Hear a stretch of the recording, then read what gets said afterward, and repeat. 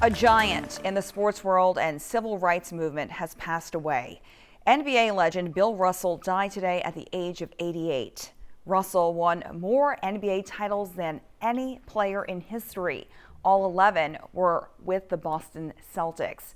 He was a five-time league MVP, but just as important, he was a black athlete who spoke out against racial injustice. As early as 1958, he accused the NBA of using a quota system to limit the number of black players on each team.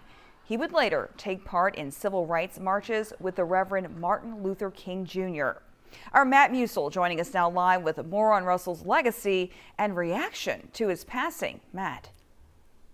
Cheryl, Bill Russell was a trailblazer, a barrier breaker, and a trendsetter throughout most of his 88 years. Hall of Fame guard Clyde Drexler told me earlier today that Russell was like a big brother to him. He said he was the patriarch of modern NBA basketball. There's never been another basketball player as great as him. He wasn't just great, he was phenomenal. Also, his sense of humor was second to none.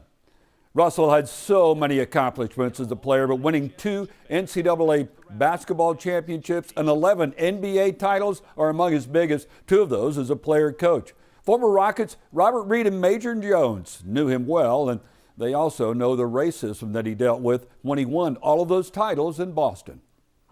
August started NBA season to the end of NBA season. That's a Celtic. Yeah, you a Celtic. You a Celtic. Thank you, Bill. Oh, they got hugs and all.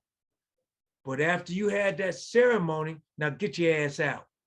He revolutionized the NBA. You know, he brought a new dimension to the NBA. You know, he was one of the first athletes to really stand up for basically social injustice and wanting things to be equal for all players.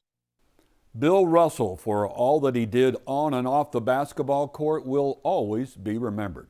Some young athletes today say they want to be legendary, but back in his day, Bill Russell never talked about it.